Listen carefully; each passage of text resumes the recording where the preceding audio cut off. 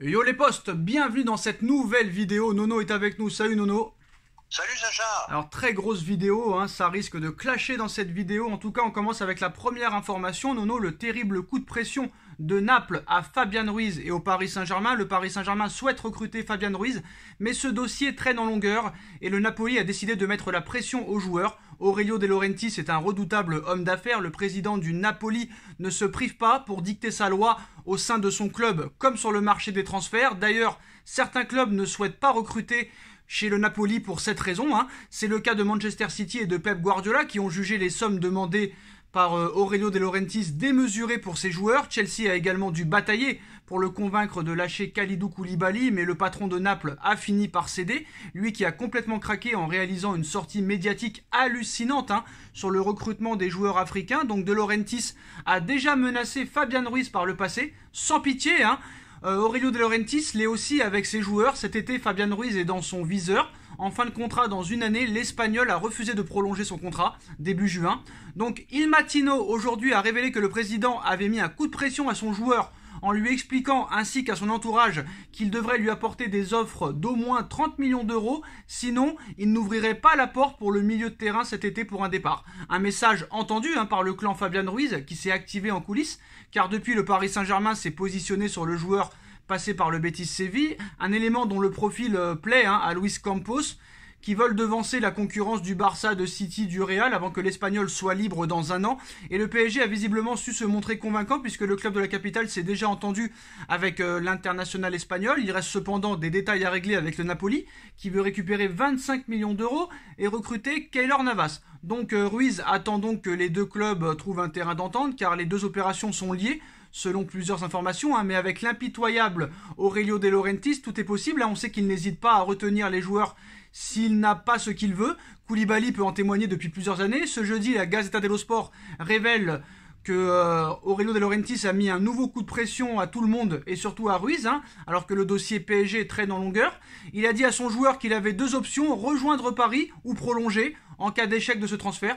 Si jamais il refusait de prolonger ou de partir, il serait alors écarté du groupe professionnel au moins jusqu'au prochain mercato d'hiver et absent de la liste des joueurs pour la Ligue des Champions. Une menace en bonne et due forme de la part du président napolitain qui est pourtant en train de finaliser l'arrivée de son remplaçant, Tanguy Ndombele, sous la forme d'un prêt avec option d'achat. Mais De Laurentiis est capable de tout, lui qui avait déjà fait le coup à Milik par le passé. Fabian Ruiz, comme le Paris Saint-Germain, qui va devoir se plier peut-être aux exigences des Italiens, sous peine d'avoir plus de concurrence dans un an quand il sera libre. Donc ils sont sous pression en cette fin de mercato. Nono, une question très claire. Quand tu as Leandro Paredes, est-ce que tu dois aller sur Fabian Ruiz? Je vais t'avouer que je commence à changer un peu d'avis. Paredes, c'est un international argentin. Fabian Ruiz, en plus, j'ai appris aujourd'hui que c'était un fêtard. Alors, est-ce qu'on a besoin d'un fêtard de plus à Paris? Il paraît qu'il aime beaucoup les boîtes de nuit, alors à Paris, il aura ce qu'il faut. Donc, je ne sais pas finalement si c'est une si bonne opération que ça. Parce qu'en plus de ça, les deux joueurs ont des ressemblances. Bon, c'est vrai que Paredes, il lui est reproché de ne pas frapper de loin et de ne pas être régulier, mais Fabian Ruiz, c'est la même chose. Et surtout, la question qu'on se pose, Nono, c'est que carrément, il veut écarter Fabian Ruiz et il veut s'en débarrasser très clairement. Donc, est-il si fort que ça? Pourquoi le Paris Saint-Germain le veut? Il est peut-être un peu plus grand que Paredes et prend peut-être plus ses responsabilités de loin, mais est-ce que c'est une piste obligatoire, on va dire? Moi, je vais te dire honnêtement, c'est un très bon joueur, mais j'étais pas super emballé. Je pense qu'il y a d'autres besoins au PSG. Et puis, je vais te dire, avec l'histoire Rabiot qui a capoté à Manchester United, je pense que Paris se pose des questions. Ils ont peut-être plus besoin de lui s'ils devaient garder Paredes. Tiens, par rapport au comportement de Laurentiis, le Paris Saint-Germain qui a toujours voulu Skriniar et était prêt à mettre 60 millions d'euros, pourquoi le PSG n'a pas mis les 45 millions demandés par le Napoli pour Koulibaly cet été? Ça aurait été bien Koulibaly au Paris Saint-Germain en défense centrale, 45 millions. Ah, c'était une belle opération, mais rappelle-toi, Koulibaly, à 3-4 ans, De Laurentiis en voulait 80 millions, 70 millions. Paris avait lâché l'affaire. Et puis là, 3-4 ans après, le prix baisse parce que le joueur a pris de l'âge. Et pourquoi ils n'ont pas été alors? Et puis voilà quoi. Pourquoi ils n'ont pas été alors? Pardon? Pourquoi ils n'y sont pas allés dessus alors? Ah, aucune idée. Aucune idée. Ils étaient sur Skriniar. Et d'après moi, il lâche pas l'affaire avec ce Skriniar. Alors c'est Skriniar, pas Krinyar. Alors Nono, Skriniar, pardon. alors Nono, là je pense que là ça va faire jaser, ça va polémiquer, et surtout toi je pense que tu vas gueuler. Kylian Mbappé aurait demandé à démanteler le clan des Argentins, à les faire partir, Messi inclus. Alors chaque jour qui passe nous amène son lot d'informations ou de rumeurs concernant les turbulences au sein du vestiaire du Paris Saint-Germain. Aujourd'hui, UOL Esport assure que Kylian Mbappé aurait eu une demande express auprès de Nasser Al-Khelaifi il y a quelques mois, outre le fait de devenir le leader du nouveau projet parisien. En plus d'avoir demandé le départ de Neymar, Mbappé aurait demandé aussi à démanteler le clan des Argentins, très proche de Neymar en plus de ça, composé par Léo Messi, Leandro Paredes. Il a eu la tête déjà de Angel Di Maria, il voulait aussi celle de Mauro Icardi, ce qui expliquerait pourquoi El Fideo n'a pas été prolongé, tout comme la volonté du Paris Saint-Germain d'accepter un départ de Leandro Paredes à la Juve sous la forme d'un prêt. Ça veut dire aussi que Léo Messi pense sérieusement à retourner au FC Barcelone, Nono, à la fin de son contrat la saison prochaine, enfin au mois de juin. Qu'est-ce que tu penses encore de cette nouvelle histoire Mbappé?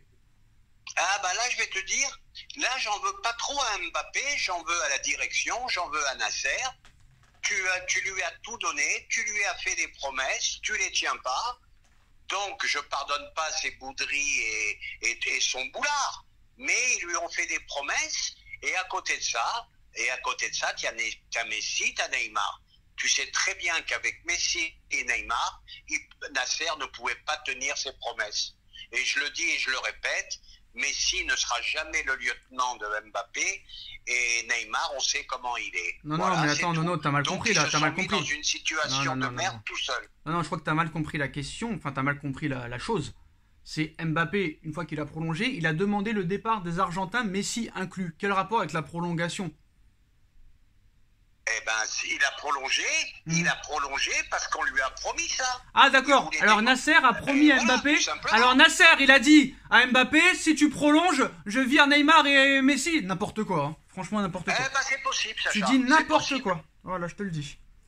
N'importe quoi, comment on peut croire ça? Eh ben peut-être n'importe quoi, mais c'est possible. Non mais attends, Nono, t'es au collège en 3ème ou quoi là? N'importe quoi. Je suis pas au collège, mais il lui avait promis que Neymar partirait. Voilà, alors personne n'a promis ça à personne, déjà je sais pas où t'as vu ça, je sais pas qui t'a dit ça, mais là je pense que tu planes, hein. T'es en train de planer Nono. Ah bah je l'ai vu dans toutes les informations que j'ai ouais, vues aujourd'hui. D'accord. Donc en fait, quand il a prolongé, avant de prolonger, ils lui ont dit t'inquiète, on va virer Neymar, hein, et on va virer Messi aussi, t'inquiète pas. Alors qu'on vient de les recruter, on vient de recruter Messi, on va le dégager déjà. Je ne parle pas de Messi. Moi je te parle de Messi, moi je te parle de Messi là, tu me parles de Neymar. Il y a un problème là, frère. Il y a un problème, je te parle de Mbappé qui a demandé à démanteler le clan des Argentins, dont Messi inclus, et tu me parles de Neymar. Alors là, Nono, je suis inquiet pour toi. Je suis inquiet là, c'est Alzheimer qui arrive. Je sais pas. Ah bah on n'est pas loin d'Alzheimer, tu sais. Ah ouais, là c'est chaud là. Ça me rend complètement là tu me fais peur. Bah là, si Mbappé demande le départ de Messi, bah là. Non mais attends Nono, tu me fais peur. Je te parle 3 fois de Messi et t'as cru que je disais Neymar. C'est chaud quand même, non? Eh non, j'ai pas cru que je te disais Neymar, mais je pensais qu'ils avaient promis un grand débarras de tout le monde, voilà, c'est tout. Non mais de là, demander le départ de Messi, ça va un peu loin quand même, non? Ah bah là, demander le départ de Messi, là je dis Kylian, tu demandes le départ d'un des plus grands joueurs de tous les temps, d'un phénomène impossible à réaliser. Donc les postos, vous avez compris, quand on dit Neymar, Nono pensera que c'est Messi, et quand on parlera de Messi, Nono pensera que c'est Neymar. Bref, donc parfaitement lancé cette saison à Paris, Léo Messi fait encore et toujours parler de lui en Espagne. Là-bas, on annonce que la Pulga veut revenir au FC Barcelone dans un an, Nono, peut-être à cause des pressions qu'il a avec Mbappé et d'autres. Est-ce que Messi peut revenir au Barça dans un an alors qu'ils l'ont jeté comme une merde? Ah, j'en ai marre de ces fake news. Messi ne parle plus à la Porta, déjà, première chose. Alors hier, c'était Messi prolonge au PSG. Aujourd'hui, Messi veut repartir au Barça. Il y en a marre de tous ces médias de merde. Hein. Alors El Chiguirinto avait annoncé que le clan Messi avait renoué contact avec les Blaugrana. Un mois plus tard, en conférence de presse, Xavi avait lâché « J'aimerais que le temps de Messi au Barça ne soit pas terminé. Je pense qu'il mérite une deuxième étape ici. Je le souhaite. » Un discours similaire à celui de Laporta, hein, qui n'hésite pas à ouvrir la porte à un retour de Messi dans plusieurs mois. Hier, le cas Messi a de nouveau été au cœur des débats dans l'émission El Chiguirinto TV. Lobo Carrasco, consultant et ancien joueur du Barça, a annoncé que Léo Messi veut retourner à Barcelone. Selon lui, il manque encore des choses pour qu'il puisse revenir, mais voilà, d'ici la fin de l'année, cela pourrait avancer dans le bon sens, d'autant que Xavi facilitera son retour. Un autre membre de l'émission qui suit quotidiennement le Barça a toutefois précisé que pour le moment, il n'y avait pas de contact entre Messi et Laporta. Donc là, tu as raison, Nono. En revanche, avec Xavi, on sait qu'il est maintenu, le contact.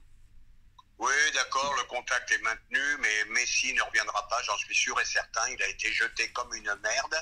Le Barça n'arrive pas à officialiser le transfert de Jules Koundé. Busquets ne veut pas baisser son salaire. Piqué non plus. De quoi sur Koundé? Alors, je vois pas comment ils peuvent reprendre Messi. Hein. Qu'est-ce qui se passe avec Jules Koundé? Ils n'arrivent pas à officialiser sa venue. Si, ça rentre pas dans les comptes de la Liga. Alors attends, je t'explique. Ils ont officialisé sa venue, déjà il est barcelonais. Ils n'ont pas officialisé l'inscription. Mais il est barcelonais. Oui, on ne joue pas sur les mots. Ah si, moi je joue sur les mots. Il est plus à Séville, il est au Barça. Hein. Oui, on est d'accord. Alors par contre, Nono, je vais te laisser une deuxième chance parce que comme t'as pas compris bien la première chose, je répète et on finira là-dessus. Mbappé a demandé les départs des Argentins, dont Messi. Donc ta réaction sans bullshit, sans langue de bois. Sans bullshit, Kylian il perd la tête, tout simplement. Comment peut-on s'attaquer à Messi? Je n'arrive pas à comprendre. C'est un peu de la faute des médias aussi, à mon avis. Mbappé ceci, Mbappé cela. Surtout les journalistes de l'équipe, tu les écoutes, il n'y avait que Mbappé dans l'équipe. Non mais je veux pas l'avis. Non mais attends, je veux pas l'avis des médias, je veux l'avis de Nono. Je m'en fous de l'avis des médias. L'avis de Nono, c'est que Mbappé perd la tête. Voilà. Ah, il perd la tête comme certains. Hein. En tout cas, Nono, voilà. C'est plus un boulard, c'est plus qu'un boulard. Ah non, mais je pensais que comme Messi était ton joueur préféré, je pensais que t'allais le défendre corps et âme, mais là t'es gentil, je trouve. T'es assez gentil avec lui. C'est ce que je viens de te dire. Comment peut-on Messi non seulement est mon joueur préféré, mais comment tu peux demander quelque chose par rapport à Messi? C'est pas possible. Alors on va finir encore sur le clash Neymar-Mbappé. Un consultant brésilien s'en est pris à Neymar pour défendre Mbappé. Voilà, comme quoi, hein. Tout le monde n'est pas chauvin. L'affaire du penalty gate entre Neymar et Mbappé fait beaucoup parler aussi au Brésil, en plus en Europe. Au pays brésilien, tous les observateurs sont d'accord pour affirmer que Neymar, le numéro 10 du PSG et de la Seleção, est un meilleur spécialiste des penaltys que son coéquipier français, ça tout le monde le sait. En revanche, l'attitude du Brésilien sur les réseaux sociaux, comme quoi il a liké des tweets critiquant Mbappé, ne passe pas du tout. Ancien joueur des Corinthians et international brésilien devenu consultant pour UOL Esport, Walter Casagrande a chargé son compatriote. Le manque de professionnalisme de Neymar offensé doit être insupportable pour un joueur comme Kylian Mbappé, a-t-il déclaré, avant d'ajouter que même le sélectionneur national Tite collabore au fait que Neymar soit égoïste. Critique Casagrande espère quand même que Neymar soulèvera la Coupe du Monde au Qatar.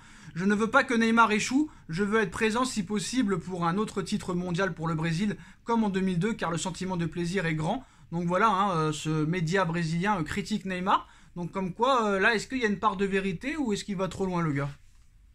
Non, il y a une part de vérité, c'est pas une surprise. On sait que Neymar a déconné sans arrêt au PSG. Mais maintenant, qu'est-ce qui s'est passé? Personne, moi le premier, ne pensait que Neymar pouvait revenir à un tel niveau. Je dois reconnaître que j'avais dit aussi, Neymar est perdu pour le football. Il nous a estomaqué. Oui. Il est revenu en très très bonnes conditions. Il est revenu en très bonnes conditions, en très bonne forme contre Clermont, Montpellier et Nantes. Déjà, on verra contre Lille et contre Monaco. Et Nono, je te repose la question parce que tu m'avais dit ça juste après le débrief. Hein, donc, il n'y avait pas encore eu l'histoire officielle entre Neymar et Mbappé. Toi qui es très bon pronostiqueur depuis les 3 premiers matchs, tu avais annoncé un 3-0 à Lille. Avec toutes ces histoires là depuis plusieurs jours, est-ce que tu penses que le PSG va se balader à Lille ou qu'il peut se passer autre chose? Non, se balader non, le PSG va gagner. Mais là, j'arrête avec les 5 et les 4 et les 6-0. Là, ça va être 2-0 pour moi, tout simplement. Mais Nono, t'es au courant quand même, après tout le monde aimerait que ça arrive, mais t'es au courant que le PSG ne gagnera pas les 38 matchs de Ligue 1. On l'espère, mais il y a très peu de chance quand même, hein. Et pourquoi pas, Sacha? Non, personne ne l'a jamais fait. Cette année, en Ligue 1. Même le Glasgow Rangers, quand ils sont descendus en 2e division écossaise, le Celtic Glasgow n'a pas gagné tous les matchs en Écosse, Nono. C'est quasiment impossible. Tu peux gagner peut-être 30 matchs. 30 matchs, c'est possible, 31, 32, mais tu peux pas gagner 38 matchs. Personne ne l'a jamais fait. Personne. Ça n'existe pas. Et si on faisait un coup un peu comme avait fait Arsenal à l'époque. C'est pas pareil. Arsenal était resté invaincu. Ils avaient gagné et fait des matchs nuls. Moi, je te parle de victoire. parce que on écoute les supporters parisiens, on va gagner tous les matchs. Arsenal n'a pas gagné tous les matchs, ils avaient gagné 29. Tu as raison, Sacha, j'ai oublié. Moi, j'ai confondu invaincu et gagné tous les matchs. Ah oui, c'est pas pareil. Je pensais plutôt invaincu, tu as raison. Donc c'est pour ça que dans tous vos pronostics, je pense pas que le PSG gagnera les 38 matchs. On l'espère, mais ça m'étonnerait. Mais pourquoi pas rester invaincu? Ça, c'est le rêve depuis longtemps. Hein. On pourrait le faire, hein. On a la capacité et le niveau de le faire. Hein. Ah, mais on pourrait rester invaincu, mais là, je suis un petit peu refroidi. J'espère que les problèmes vont s'arranger. Mais sur le papier, je vois pas qui peut nous inquiéter, quoi. En Ligue 1, hein, bien sûr. Bah ouais, mais t'as quand même perdu 5 matchs l'année dernière. Hein. Ah, ne me parle pas de l'année dernière, ça. Non, mais même avec Tourelle. Avec Tourelle. Tout le monde l'année dernière. Mais avec Tourelle, tu perdais 6 matchs. Il n'y a qu'avec Laurent Blanc où tu perdais presque aucun match. Donc voilà. Ah, mais tu connais Paris, hein. Dès que ça part en couille, tu peux perdre 2-3 matchs, faire 2-3 matchs nuls, ça va vite. Mais même pas, ça arrive de perdre un match, quoi qu'il arrive, et quoi qu'il en soit, Lille va jouer le match de sa vie dimanche, on le sait très bien. Ah, mais Sacha, tous les clubs vont jouer le match de leur vie contre le PSG. Pas forcément, donc ça sera comme ça tous les week-ends. Hein. Bah non, pas forcément, parce que Clermont, on les a fracassés. Si on les cadenasse, comme on a cadenassé Nantes, Clermont et Montpellier, il n'y a personne qui va faire le match de sa vie, hein. Je te le dis. Hein. Ah, bah de toute façon, ça va être évident. Hein. Donc, moi, voilà. je pense que dès que Paris ouvre le score, et après c'est une boucherie. Voilà. Le plus dur, c'est d'ouvrir le score. Voilà les postos, voilà les dernières grosses informations de ces dernières heures concernant le Paris Saint-Germain. Dites-nous en commentaire ce que vous en pensez. On like, on partage, on commente, on s'abonne et on se retrouve très vite pour une nouvelle vidéo. Tchuss. Tchuss.